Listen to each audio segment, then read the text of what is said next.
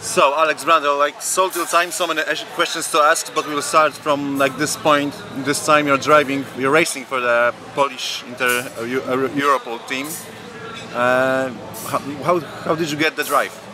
Well, originally Sasha Fassbender, the boss, the team principal here at Inter Europol, was in contact with me after driving for around 10 years in this category.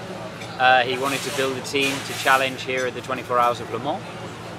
Initially, he'd already signed Renger van der Zande in the first year of the WEC project with the Orica, and he wanted another experienced driver, and here I am after stints with various teams around the endurance paddock. And it was simple as that. The team contacted me, said, would you like to come and drive for us in the World Endurance Championship? I accepted, and now this is my second year racing for Inter Europol. And how is it this year? It's good so far. I think the first year we gained a lot of results from reliability. Not by being particularly quick, not by being particularly aggressive with the strategy or aggressive with the driving, but by being just very solid. Now we try to take a step forward with regards to our performance level, with regards to our edge of performance. And with that always comes some failures, you know. There's no gain without a little pain, and I think we're feeling the pain at the start of this year, but there's a lot of potential in the car and in the team. So it seems like a bit more maybe long-term project for you, just to settle with the team and develop it, is it? Yeah, well, I'm signed now for 2 years to try to bring this team to the podium of this race, the 24 Hours of Le Mans. And it is a long-term project. To be successful in this class, in this category of car, it is a long-term project. You have to get it absolutely right, and it's incredibly competitive. This is one of the most competitive motorsport formulas in the world. It doesn't happen overnight, and so we need to keep on developing and keep on working. I think motorsports was in your life forever. Your first memories for the racing circuit, what would it be? Certainly here, actually, following my dad around when he drove the Toyota GT1 here. And also a little bit of Formula One when I was very young. But yeah, I've grown up, certainly, as you say, in motorsport. I know what it is to be at the racetrack and to try to deliver the best performance. And yeah, it's a massive part of my life. Like started racing around 8, if I seen properly. So you always knew since 8 or maybe before that you want to be a race driver? It seemed like the obvious path, but then I think I grew to love it later. I took the line of least resistance as a young man, and then when I arrived at an older age, I found that I love motorsport. You know, and I think if you have the opportunity to come and do these incredible things, why would you not take it? And that's the path that I've followed ever since. But initially, I went into motorsport because it seemed like the obvious direction, and then I grew to really want to continue to perform in racing as I grew older. And you've had like a proper way in the motorsports, doing like junior series. You did GP3, you did Formula 2, like the previous Formula 2, then you did like Formula 3 as well, so all the major series.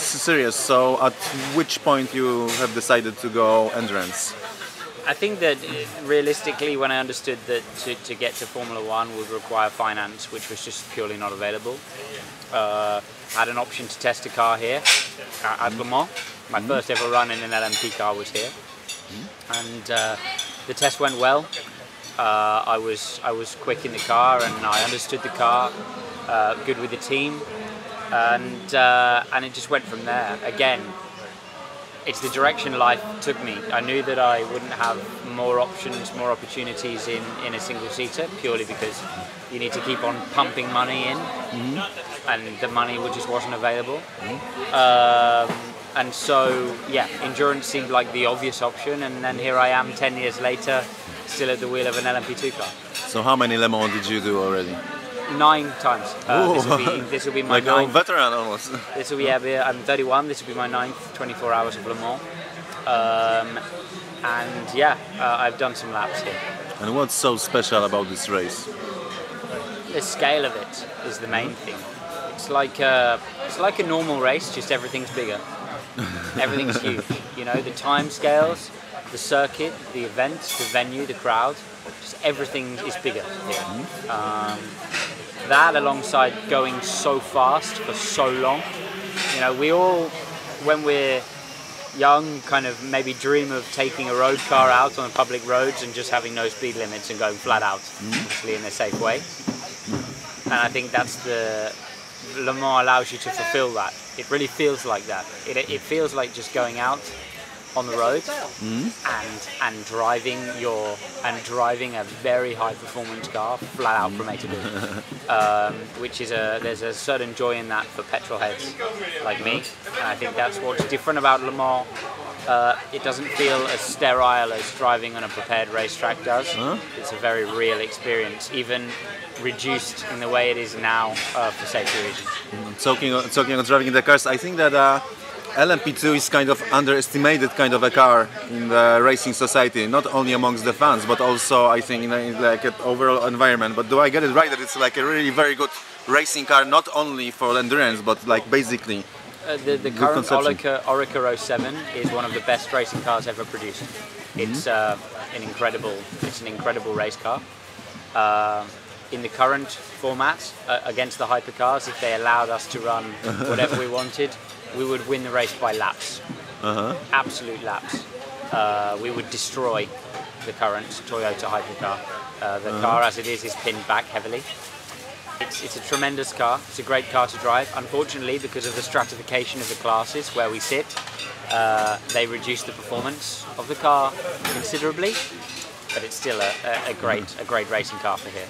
And it really shows that like a proper racing car probably is not necessarily a hybrid and turbo. It might be just a normally aspirated light car. Well, that's good for racing. I mean, it's a question of communication with regards to the manufacturers that want to market here and want to show what they can do here. Le Mans has to communicate. You know, it has to communicate something. Otherwise, OEM manufacturers wouldn't want to run their cars here, and at the moment, the way the world's going, it has to communicate hybrid, it has to communicate battery technology, it has to communicate regeneration of energy, and so that's what those manufacturers need. The reality of those cars is they're a little bit heavy, they're still in their development phase, and yes, the fastest way round is in a V8 with a lot of downforce and a lot of aerodynamic efficiency, but we know that, you know, we can produce a car so fast. In 2022, we can produce a car so fast nobody can drive it. It's not the game anymore. The game is to set a set of parameters that will help us to develop cars for the road, and then make racing cars that operate as moving laboratories for those concepts, and that's what those manufacturers are doing here. As such, it means that us, racing in the second class, racing for the joy of racing, really, that's what privateers do, have to sit in our place in the race. And talking about LMP2, what are the strongest teams around here in WEC in general, not necessarily only Le Mans? I think WRT, I think Jota, I think Prema have been very strong as the new teams this year, but certainly I think looking at their performance through the week, this week, WRT in the way that they've run multiple cars have really shown the way this year in endurance racing. And talking of Prema, of course, he's Robert Kubica, Polish hero when it comes to motorsports. I'm a Polish journalist, so I just would like to ask you, what do you make of Robert? I don't know, honestly. I mean, I would have to share the car with him directly. Clearly, no mistakes so far, and we'll find out in the race. He's got quite a lot of experience now, operating within endurance racing. So yeah, clearly, always a strong competitor, and yeah, look forward to racing him. And your teammates, you're racing with Esteban Gutierrez amongst them? Yeah, Esteban Gutierrez, a mega guy. Absolutely mega guy. Really calm, tremendous experience, great mentality he brings to racing, and very fast when he needs to be. And Kuba is so passionate. I mean, down to earth as well. He's there in the mornings helping the team. He's there whenever the team need him to, even hands-on with the car, which is really impressive for a guy in his situation as partly a driver, partly a part of the management of the team. So two drivers I really enjoy sharing with. And looking at social media, you are maybe trying to make your way being a pundit in racing. Am I right? Yeah, I'm not really trying to make my way specifically. I'm asked to hang out and talk about some Formula 2 racing, which is nice. I enjoy it. It's not lucrative, trust me. Yet? Well, I don't know, but you know, I love to be around racing. I love to be around racing, and I like to spend time understanding the teams, understanding the drivers, and it gives me another perspective as well. Like from a media perspective, I get to see how drivers come across when you look at it from the outside. It's a very different thing, and try to meld those two worlds together. But mostly, you know, I just enjoy it, and to see, and it really helps me as well with selection of teammates, management of cars, opportunity and potential to see the next generation coming through, who might be able to make it through to Formula 1, and also who might arrive with us in endurance racing, and track the careers of my peers, of my group. So what do you make of a new era in Formula 1? You like it? Yeah, I think I do. I think it's the right movement in terms of the way the cars have to go. Less downforce generated above the floor, more ground effect was always clearly the way which was going to allow the cars to overtake. Except for the... It's clearly surprised the teams in the way that they're now not able to control the platform of the car quite so aggressively or quite so exactly. And certainly teams like Mercedes that are used to having very complex very complex hydraulic suspension, which put the car in exactly the right place, are struggling more because they're not able to use those suspension elements. They've generated a car with a floor which operates in a very small window because they anticipate... You made me realize now, why do they have problems with suspension as well? Sorry, because I was just wondering, and then it's hydraulics. They anticipate that they'll be able to control the car in that window, and then of course with the less tools they're not able to. But I don't think it'll be long before the Formula 1 teams get their head around it, and if you want to see some bouncing, they can try a sports car anytime. Okay, so now Charles Leclerc or Max Verstappen?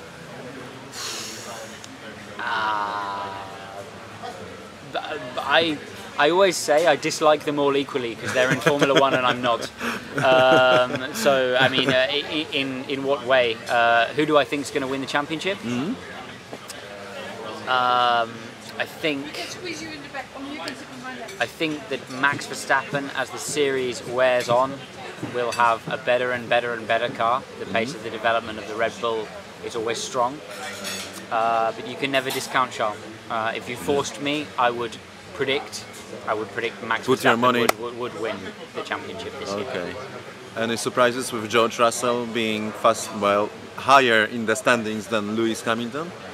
George has been performing over seasons at Williams. It's not surprising that he's high performing in a Mercedes as well. Took him a couple of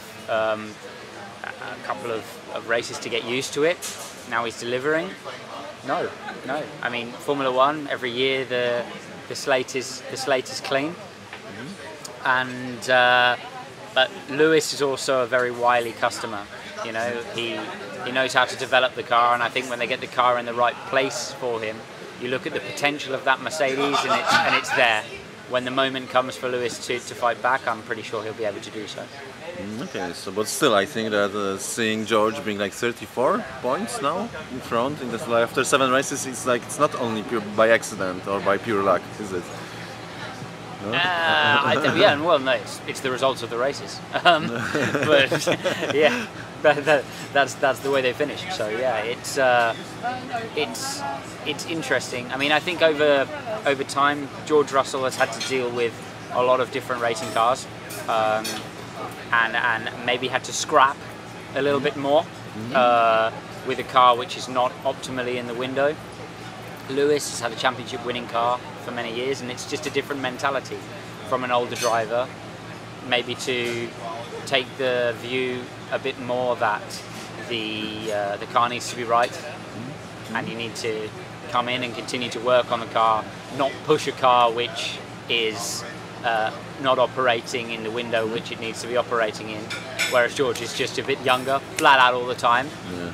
Whether that development, you know, will come for Lewis and he'll feel happy in the car to push and try and win races, we remain to see. Okay, wider perspective, because because of your family, you know Formula One since very little. Did you get? Yeah, definitely. But Formula One is ever changing. You know, you can't. That was my question. I don't think you can really know Formula One unless you continue studying it. In my humble opinion, I've not been a Formula One driver. But you've known some, huh? I've been a race car driver for many years, and you know, this new era of Formula One, even though the power units are the same, requires another school of study to understand how to maximise cars. And yeah, everybody has to learn again how these cars operate and how to predict their performance and how to understand what's playing out on track.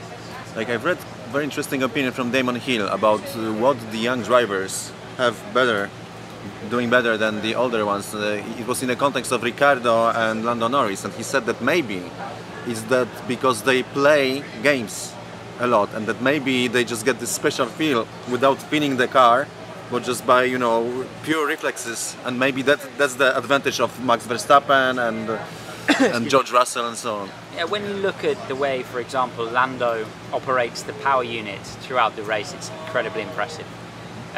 You can see it playing out, and also being at F1 HQ, I can also see a lot of the data that comes out of the cars. And Lando is really exceptional, along with his engineers, of course, is really exceptional at maximising the energy recovery, the energy delivery, to put himself in the position, for example, to overtake or defend from being overtaken. And I think that is something that definitely comes from having that, yes, PlayStation generation mindset of operating those electronic elements of the car to maximise its performance, perhaps over an older head like a Fernando Alonso or a Sebastian Vettel, who want to get the mechanical side of the car right and then just drive it to try to take the performance.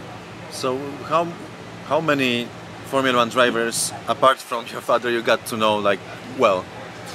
I mean, I couldn't put a count on it, but I've had the pleasure of meeting some of the greatest drivers, you know, and that's the joy for me. It's really a privilege to get to meet some of the heroes, you know, guys like Mika Hakkinen, and you get to spend a few minutes with them. Damon Hill, you get to spend a few minutes with them. Even Michael Schumacher, you know, and you remember every single moment that you get to spend, and you try to learn as much as you possibly can from those drivers. And your favorite guys, like personality-wise?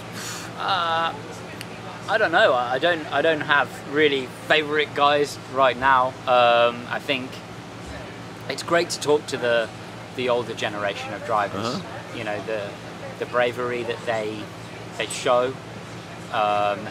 When really every time you took your life in your hands, every time you stood, you still do, but it was even more acute back then, you know. And there's a certain chivalry they have that's very impressive, that's very honourable, it's very brave. You know, they're brave inside, and you can see it. And those guys I like to spend time with if I get the opportunity. Okay, and then the last questions, like father questions, which is pretty obvious, because I was watching Formula One since 1992, so I remember Martin Brundle racing with Mark Brundle in the same team. It was not only Ligier, I think. I can't remember. It was definitely Ligier where they were together. Yeah, that's for sure. But maybe some other team. But do you have like any memories of your father racing in Formula One? I would have been 2 at that point. 2, 3, yeah. I do remember the final stages of his Formula One career. You know, in the sort of mid-90s, but it's very blurry for me, which is why I wonder if that's why I ended up in a sports car, honestly, because his sports car racing with Toyota, with Bentley, I really remember I was a little bit older, and I was in the position to not only attend but also understand a little bit of what's going on. So I attended the testing of the Toyota GT1 and then the race here, and that's why sports car racing is really in my blood. F1, I think I was a little young for that, you know, and so I certainly was there. I remember being there, but I was a very young guy at that time. Just like being honest, because I've been around, you know, for some time, and I just, you know, there are some guys that I really like and really respect from British media, like Mark Hughes, for example, but most of these guys are really very much biased. I don't know if you see it, but they're very much biased towards British racing, Lewis Hamilton and so on, but there's one, to me the best one, who is like almost always in the middle, and this is your father. Really, one of my favorites. So are you proud of your father as a Formula 1 and racing pundit? I'm proud of my father in whatever he does. Yeah, he's built an incredible career out of initially racing and then indeed commentary over many years. He's a great dad as well, and you know, it's a tough job. It's a much harder job than people, I believe, and he would be too humble to say so. I believe it's a harder job than people give it credit for. People arrive to the broadcast with different levels of knowledge, different perceptions, their own different biases, and so to carve an honest path and say what you think is always tricky when you know that whatever you say, you're really going to annoy somebody, because eventually nobody wants to stand in front of the camera and just float on the fence the whole time. The audience, from those who are knowledgeable, those who've been involved with Formula 1 and those who study it closely, want arrival at a conclusion, want arrival at an opinion, and that's always going to annoy a certain percentage of the audience. So I do believe he makes the decision to always go straight ahead with the path that he feels is as close to the truth as the data will give him, as the people will tell him, as the information will show him, and I'm proud of him for that and everything he does, of course. And going back to yourself, like maybe so long-term future, where do you see yourself? What would satisfy you, like sports-wise and maybe like a career-wise? I don't know. I honestly don't know. I always think that motorsport is a career of opportunity. So you take your opportunities stage by stage. Maybe I'll get the opportunity to drive another sequence of P2 cars. Maybe I'll get the opportunity to drive a works car, in which I'll go in that direction. Maybe not, and I'll be asked to do a little more TV. I've really got no idea, but what I do know is I don't spend a lot of time sitting on my hands. I spend a lot of time trying my absolute best to do all of my projects the maximum justice and do my homework to try to push forward on all fronts. And I truly believe that if you just give your best in everything that you do, your path will almost be chosen for you in this game by the ebbs and flows, the tides, the wind of motorsport. I'm happy to be at a racetrack. If I get to drive the car, it's even better. If I get to talk about the cars, still great. And that's the future I see. I'm very content with whatever motorsport spits out. Okay, it's really great pleasure talking to you. Cool. Thank you and good luck for the Le Mans. Yeah, no worries. No worries. Thanks. Thank you. Thank you. Thank